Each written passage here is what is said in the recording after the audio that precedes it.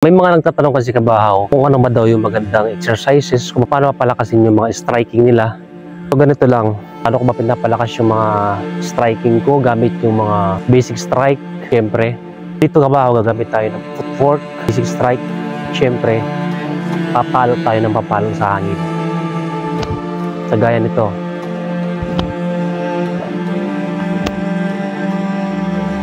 So yun yung kabahaw.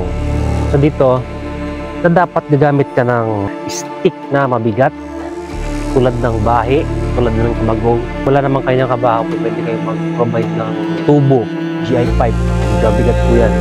So galing rito, right-handed ka. So magsasara tayo ng in, out, in, out, in, out. So ang purpose ng dalawa na yan para pakagatin yung kalaban mo, para painan siya. Once na kumakagat siya sa mga fake step mo, diba? Ibig sabihin nun, effective siya, pwede mo siyang atakihin. I-counter-attack yung laban niya. Ibig sabihin nun, nag-aantay lang siya ng pagkakataon na butasan ka, saka niya atakihin. Ang gagawin natin kabahaw, para maunahan mo siya, lalo pag blade cursive kabahaw, ang kailangan kasi doon, unahan, di ba? Kailangan mo siya maunahan, di ba? Targetin yung mga malalapit sa iyo. 1, 2, 1, 2, 1, 2. Apat na klase ang kabahaw. Yung tipong nakakapag-strike ka kahit wala kayong clearance. Kumbaga dikitan kayo, ganyan.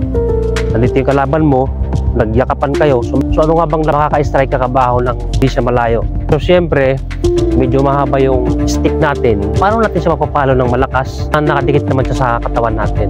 Curving strike. Pwedeng pa ganito. So kahit nandirito siya kabahaw, iunat mo lang tong kamay mo para hindi niya makontrol, di ba? So makaka-strike ka dyan. Dito, di ba? Dito, dito, dito. Hindi ka umi-strike sa taas, di ba? Galing dito para medyo may power siya. Medyo malakas yung dating sa kanya, diba? Pak! Dito. Pak! Dito sa baba. Pak! Diba? Gitna, diba? So, pwede. So, yung pangalawa, medyo malayo sa konti. Pagkita nyo ay mga dangkal lang, diba? Strategy mong gagawin dyan kabahaw. Ipupush mo yung katawan mo palayo sa kanya para maka-strike ka ng konti. Tulad yan, diba? Pwede ka mag-adjust, diba? Pwede yun. Adjust ka. Diba? Ikaw yung mag-a-adjust, hindi siya. Para maka-strike ka. Pwede yun, di ba? Adjust ka. So, kung nakadikit ka sa kanya, di ba? Nagyakapan kayo. So, yung stick mo dapat, hindi niya makakontrol kabahaw. So, tulak ka, hindi para lumayo siya, kundi para lumayo ka. Di ba? Yun, pwede yun. So, dun sa pangatlo, kasi merong may strike lalo pagigil na ganyan lang. Diba? Diba? Ganyan. So, ang pinakamainam ng kabahaw, lalo pag puntusan, long range ang laban nyo, so may strike pa tayong pang last. Target siya ng pamalayuan. So, ano nga ba yung kabahaw? Diba? Hindi ganyan. Tulad yan, hindi yan. At yung kalaban mo, ano nga ba yung gagawin natin? So, parang ano siya, parang boxing style siya. Siyempre, gamit yung footwork, karagdagan to para mas mapalapit yung stick natin sa kanya, di ba? So ang gagawin natin kabahaw, para makuha natin yung sukat na natin gawin, syempre hahakbang ka sa kanya, yun. So ang pangalawa, karagdagan to kabahaw, itong pag-bend ng tuhod napunta sa kanya. Pangatlo, itong katawan. So dapat pagpapalo ka ng kanan, so naka-extend siya kabahaw, di ba? Mas malayo yung maaabot mo. So gawin natin, di ba? Step. So kailangan mas gagamitin mo yung pinaka-sagad mong kamay mo gamit yung stick para ma-hit mo siya, maabutan mo siya. Di ba? Step, extend, di ba? Hakbang, bend, di ba? So doon naman tayo sa exercises kasi karamihan nagtatanong yung nasa kondo sila. So bawal po magingay doon. So ang pangalawang kasing option dyan, kung may gulong ka sa inyo, gulong ng kotse, mas maganda yun, may pinapalo ka araw-araw, may inahataw ka, diba? So pampalakas po ng palo yun, pang-develop ng striking, diba? So paano kung nakatira ka sa kondo, bawal nga yung maingay, diba? So yung pangalawang option kabahaw, shadow strike, diba? Pag palo mo dito, nakatwist ka. Pag palo mo, nakatwist ka, diba? Para tugma lahat. Nandun yung power, diba? Bilis. Pang-fake ito, diba? Fake. Ngayon naman, ito pang counter. Kaya kumagat siya, diba? Fake, fake, diba? Fake.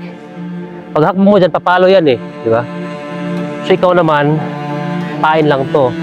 Pag palo niya kabahaw, dito ka pupunta. Fake, fake pag kumagat, diba? Fake ulit, pumalo siya, pwede ka rito. Fake, fake, fake, fake, fake, fake.